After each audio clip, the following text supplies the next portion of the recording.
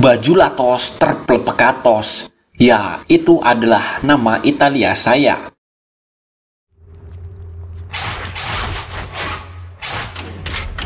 신기하지? 네가 원하던 거로 죽어버려. 난 네가 증오하고. Film kembali dibuka dengan Yeonsu yang kembali sadar ketika ia mampu mengendalikan dirinya. Namun sayang, di waktu yang bersamaan ada monster Grodd yang datang mengancam. Dan dengan kondisi yang belum sepenuhnya stabil, ia meminta Nono dan Nini pergi secepatnya. Dan sudah dipastikan, Yeonsu yang menahan monster itu pasti menjadi samsak hidup.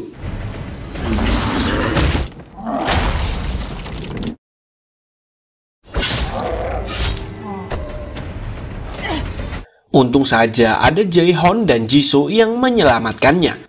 Namun mereka sedikit was-was ketika melihat keadaan Yeonsu yang sepertinya sudah terinfeksi. Terlintas pada benak Jisoo untuk menghabisinya saja. Namun di mata Jae-hon ini bukanlah solusi yang tepat. Dan terlebih lagi, Yeonsu memiliki niat yang sangat baik, di mana ia berusaha keras menyelamatkan dua anak kecil. Dan jika Yeonsu berbahaya, sudah bisa dipastikan bahwa dua bocil tersebut sudah menyusul ayahnya di kayangan. 제발. 우리끼리라도 가야 돼. Nono dan Nini yang beranjak pergi ke kamar Dusik malah berpapasan dengan monster buta. Rasa takut tak bisa dihindari. Namun karena sebelumnya ia sudah mendapatkan informasi mengenai kelemahan monster tersebut, mereka berdua berusaha untuk tidak menimbulkan suara.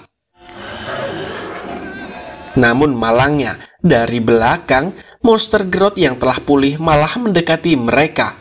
Sontak mereka pun ketakutan dan inilah yang terjadi.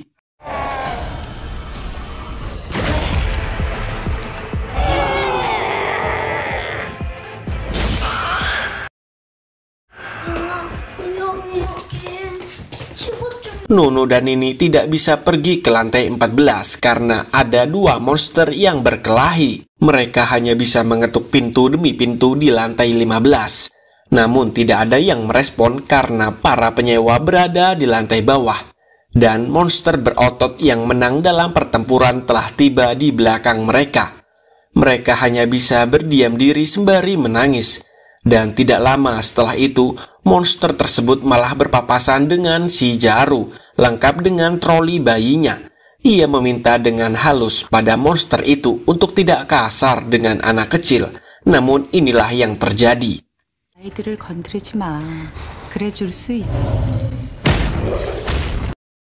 Kembali pada Yikyung yang tengah mencari problem di dalam ruang listrik. Entah apa yang ia pikirkan, begitu banyaknya orang, kenapa tidak ada satupun yang menemaninya? Padahal sudah jelas kondisinya sangatlah membahayakan. Memang benar, ia memiliki keterampilan yang mumpuni. Namun ketika ia telah berhasil menghidupkan daya listrik dan sesaat setelah itu,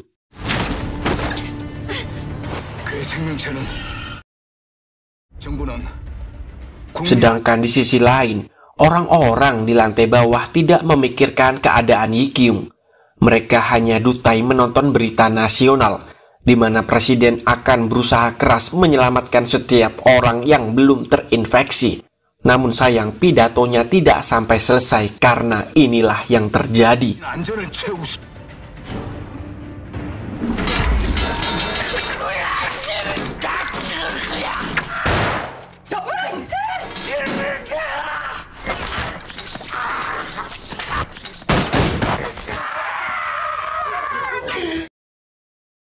Kembali pada si Jaru yang berhalusinasi bahwa anaknya sedang santai di sisinya.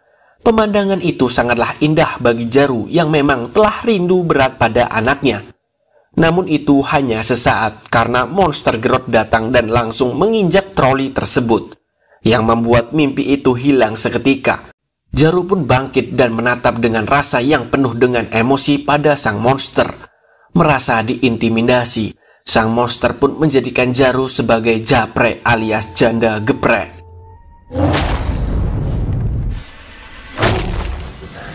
Di waktu yang sama, Yeon-soo dan kawan-kawan datang untuk menjemput para bocil. Sang monster pun langsung merespon dan datang menghampiri, dan tiba-tiba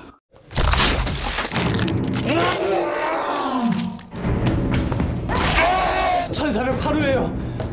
melihat Shijaru yang telah bermutasi melawan monster itu, membuat Yeon-soo bisa pergi menyelamatkan anak-anak. Sedangkan Jisoo dan Jae-hon membagi tugas untuk menumbangkan monster itu, di mana Jae-hon membuat monster itu marah dan lari mengejarnya, dan dengan rasa percaya diri akan tubuh besar dan berotot sampai monster itu tidak sadar akan dijebak oleh Jae-hon.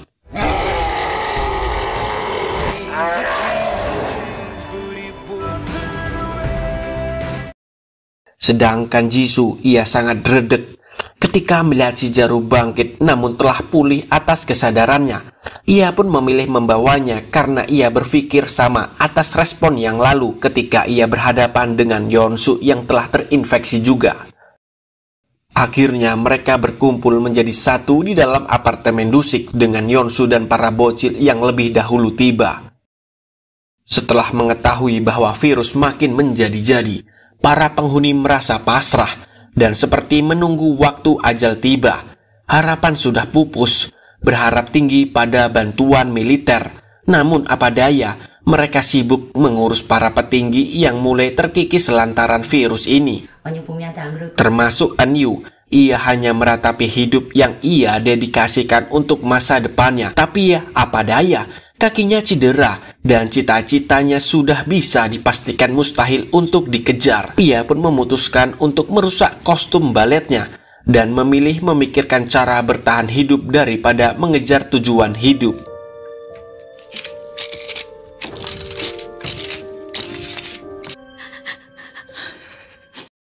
Sedangkan Yi Kyung telah sadar bahwa dirinya telah terjerat oleh serat monster laba-laba.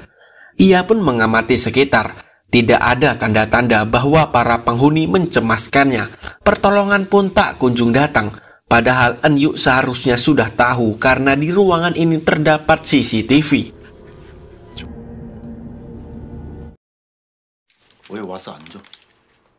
Kembali ke apartemen Dusik. Untuk sementara waktu, mereka saling mengisi ruang hati yang dipenuhi dengan kecemasan.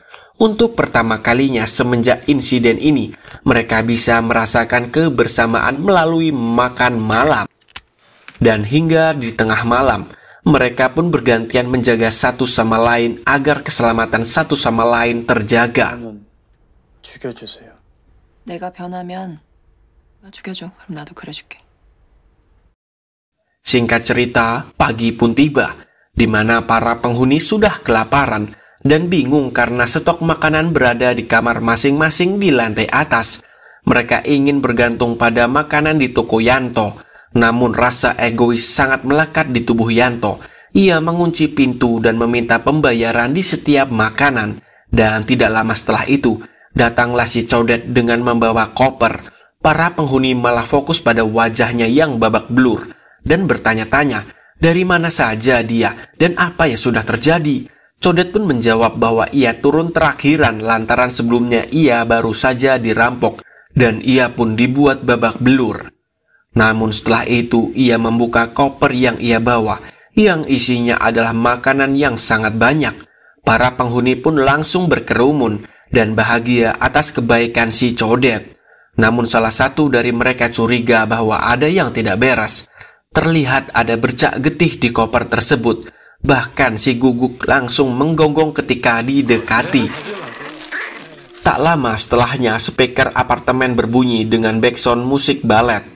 An-yu meminta seluruh penghuni yang masih di kamar turun dan membawa seluruh perbekalan, makanan, obat ataupun senjata. Mari berjuang bersama untuk memperbesar peluang hidup. Di sisi lain, Bu Bos yang mengetahui An-yu yang tidak mengawasinya, ia langsung menekan tombol buka pada gerbang apartemen. Ia berusaha sendiri membukanya karena ia mendapatkan sebuah kabar dari sang anak bahwa ia selangkah lagi akan tiba di apartemen tersebut.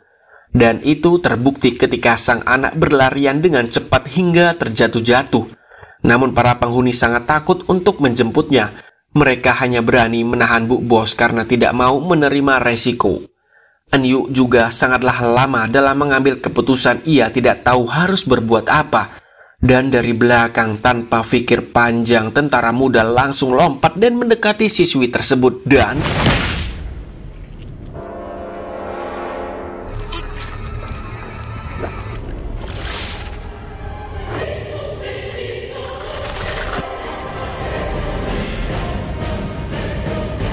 Sweet Home episode 3 season 1 pun selesai.